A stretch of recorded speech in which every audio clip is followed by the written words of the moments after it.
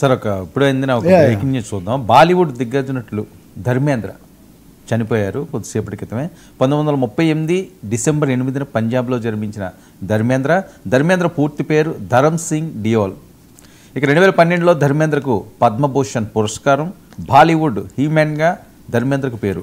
300కు పైగా సినిమాల్లో నటించిన ధర్మేంద్ర షోలే, పూలౌర్ పత్తర్, చుప్కే చుప్కే లాంటి బ్లాక్ బస్టర్ సినిమాల్లో నటించిన ధర్మేంద్ర. 2004లో బికనీర్ నుంచి ఎంపీగా గెలిచిన ధర్మేంద్ర మృతి పట్ల బాలీవుడ్ ప్రముఖుల సంతాపం. ధర్మేంద్ర గురించి ఇంకా వేరే పరిచయం అక్కర్లేదు సార్. ఒక గొప్ప నటుడు. ధర్మేంద్ర కన్నుమూతని ఏ రకంగా చూడాలి సార్? అంటే తప్పకుండా భారత ప్రేక్షకులు అన్ని భాషా తెలుగుతో ప్రమేయం లేకుండా చాలా బాధపడేటటువంటి విషయం. ఎందుకంటే Dharmendra is the most pleasant face of Indian screen.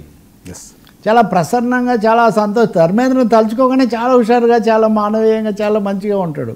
ఇంకోటి ఒక్కొక్క దశలో దిలీప్ కుమార్, లేకపోతే రాజేంద్ర కుమార్, రాజ్ కపూర్, ఇలా రకరకాల జోనర్స్, అమితాబ్ బచ్చన్, రాజేష్ ఖన్నా, ఇలా చాలా వచ్చాయి కదా. అమితాబ్, ధర్మేంద్ర వీళ్ళిద్దరిది బాగా అందరితో ఆయన చాలా చక్కగా శత్రుఘ్న సిన్హాతో కలిసిపోతాడు, అమితాబ్ బచ్చన్తో కలిసిపోతాడు.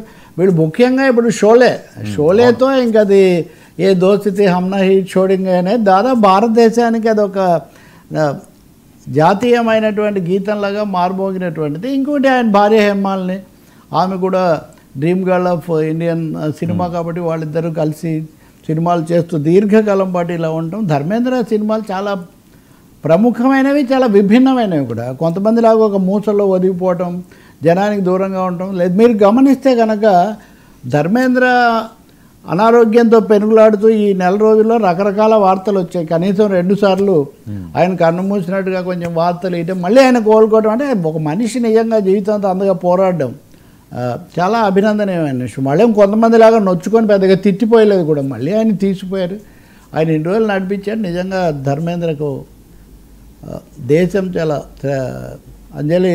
శ్రద్ధాంజలి ఘటిస్తుంది, ఆయన గుర్తు చేసుకుంటుంది. ధర్మేంద్ర సినిమాలు ఆయన డైలాగ్ మాడ్యులేషన్ ఎలా ఉంటుంది ఇవన్నీ. ఇప్పుడు యాదవ్కి బారాత్ అనుకో, భారతదేశాన్ని ఎంత ఊపేసినటువంటి సినిమాలు. తుమ్ హసీన్, మై జవాన్ ఒకటేనే కాదు, ఇప్పుడు ఇందాక మనం చెప్పుకున్న షోలే, రకరకాల జానర్స్లో ఎవరితో అయినా చాలా తేలిగ్గా ఇమిడిపోయి బాగా నటించేవాడు. అందరికీ కూడా సన్నిహితంగా మంచిగా ఉన్నటువంటి వ్యక్తి. ఆయన పైగా ఆయన కుటుంబంలో కూడా సన్నీ డియోలు, బాబీ డియోలు, ఈషా డియోలు, వీళ్ళందరూ కూడా మళ్ళీ పిల్లలు వాళ్ళు కూడా మంచి నటినట్లుగా ఎదిగినవాడు. అందరికీ సర్వజన స్నేహితుడు, అందరికీ కూడా సన్నిహితంగా పెరిగినవాడు. Amicable person. మీరు అన్నట్టు రాజకీయ రంగ ప్రవేశం చేసినా ఒకసారి తర్వాత ఆయన ఆగారు. Hema Malini is continuing.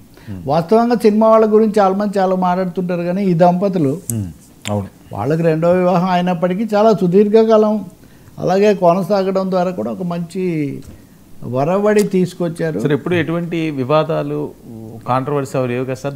లేవు, ధర్మేంద్ర గురించి వివాదాలే లేవు. రాజకీయాల్లోకి వచ్చినా కూడా ఆయన వివాదాలు లేవు. ఇంకోటి ఇదే son of Punjab.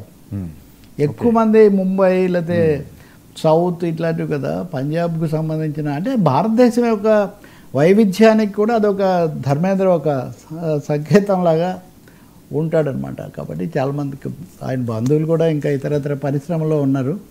Musical hits చాలా హుషారుగా నటించడం కూడా ధర్మేంద్ర యొక్క ఒక లక్షణం. ఆయన సూపర్ హిట్ సినిమాలు తీసుకుంటే మనం చెప్పలేము. ఇప్పుడు తెలుగులో ఎన్టీఆర్ తీశాడు కదా నిండు మనసులు, పూలవర్ పత్తర్,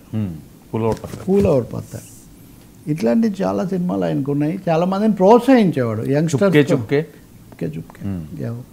లిస్ట్ ఉందా, చాలా సినిమాలు ఉన్నాయి ఈ టైంలో.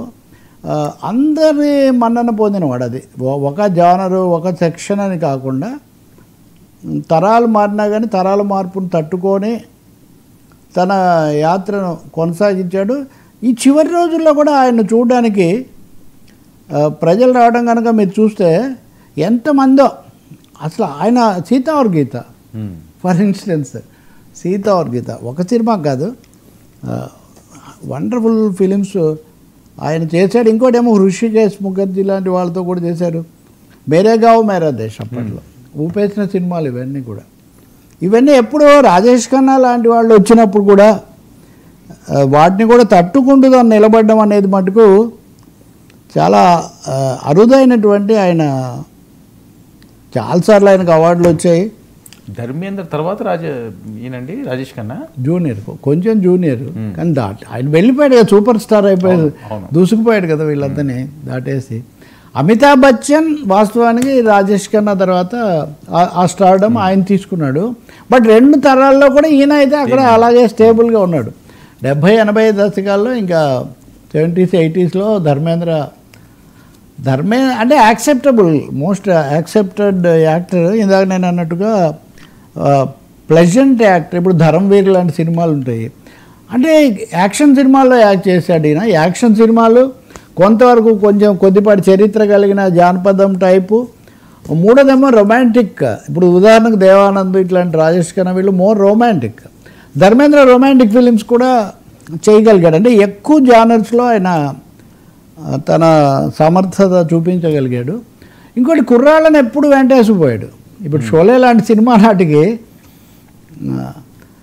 షోలేలో ఆయన హేమాలతో ఎలా డైలాగ్ చెప్తాడు ఏంటి, అందరూ వాటిని మిమిక్రీలో కూడా ఇలా ఒక విధంగా నిలబడి చెప్తాడని ఇవన్నీ. సో అందరినీ కలుపుకుంటూ పెద్ద ఆయనకు మనం జోహర్లు అర్పిద్దాం. అలాంటి వాళ్ళలాగా నటినట్లు వాళ్ళలో వాడు కళలో పోటీ పడిన విశాలమైనటువంటి భారతీయతతో ముందుకు పోవటం ధర్మేంద్రకు శ్రద్ధాంజలి.